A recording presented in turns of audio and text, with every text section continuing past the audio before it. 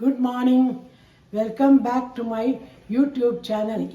பருப்புண்டை சாம்பார் எப்படி வைக்கிறது காமிச்சு கொடுக்குறேன். சாம்பாருக்கு வேண்டிய பொருட்கள் 2 ஸ்பூன் தேங்காய் எண்ணெய், 1 ஸ்பூன் கடுகு, கொஞ்சம் வெந்தயம், 2 மிளகா வத்தல், ஒரு எலுமிச்சம்பழம் அளவு புளி, கருவேப்பிலை, பெருங்காயம், உப்பு, மஞ்சப்பொடி, 1 கப்பு துவரம்பருப்பு, 1 கப்பு பாசிப்பருப்பு. முதல்ல துவரம்பருப்பும் பாசிப்பருப்பும் நல்லா அலம்பி அரை மணிக்கூர் ஊற வையுங்க. ஊறின பின்ன 3 சத்தத்துக்கு குக்கரில் வேக வையுங்கோ. அரை மணி நேரம் ஊறியாச்சு. இப்போ அதுலேயே மஞ்சப்பொடியை போட்டு குக்கரில் வேக வையுங்கோ.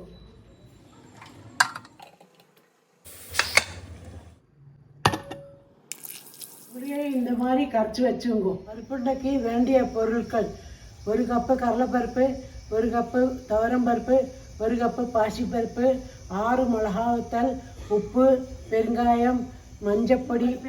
நல்லா அலம்பிட்டு அரை மணிக்கூர் ஊற வையுங்கோ. இப்போ கொஞ்சம் கொஞ்சமாக மிக்சியில் போட்டு மீதி சாமானையும் போட்டு கொரகொரான்னு அரைச்சுங்கோ.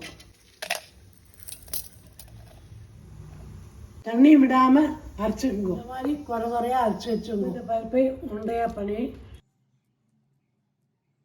ஆவியில் வச்சுங்கோ.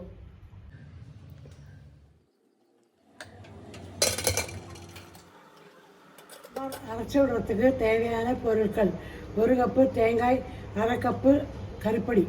2 மிக்சியில் போட்டு ஃபைன் பேஸ்ட்டாக அரைச்சிங்கோ. இந்த மாதிரி ஃபைனாக அரைச்சி வச்சுக்கணும்.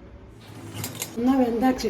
இப்போ சாம்பாரே பண்ணிக்கலாம். இப்போ சீஞ்சட்டில் கொஞ்சம் தேங்காய் எண்ணெய் விட்டுவோங்க. கடுகு, கொஞ்சம் வெந்தயம், மிளகாய். கடுகு வடிக்கிறோன்னே புளி தண்ணியை விட்டுவோங்க. உப்பும் போட்டுங்க. ஒரு சின்ன பீஸு வெல்லம் போட்டுங்க. புளி தண்ணி கொதிக்க ஆரம்பிக்கிறோன்னே பருப்புண்டையே போட்டுங்க.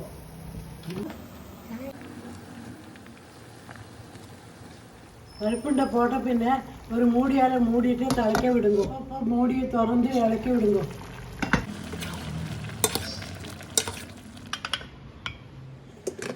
நல்லா ஸ்மாஷ் பண்ணிவிட்டு கொதிக்கிற புளித்தண்ணியில் விட்டுவோங்க.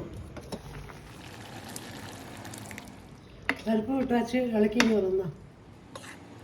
கொதிக்க ஆரம்பித்தோன்னே அரைச்ச மசாலாவை போட்டு நல்லா இறக்கிங்க. இந்த மாதிரி கொதிக்க ஆரம்பித்தோன்னா அடுப்பை அணைச்சி விடுங்க. பருப்புண்டை சாம்பார் ரெடி. இந்த வீடியோ பிடிச்சுன்னா லைக் பண்ணுங்க, ஷேர் பண்ணிங்க, சேனலுக்கு சப்ஸ்கிரைப் பண்ணுங்க. நீங்களும் ட்ரை பண்ணி கமெண்ட்ஸில் எப்படி இருக்கு சொல்லுங்க. பாய்.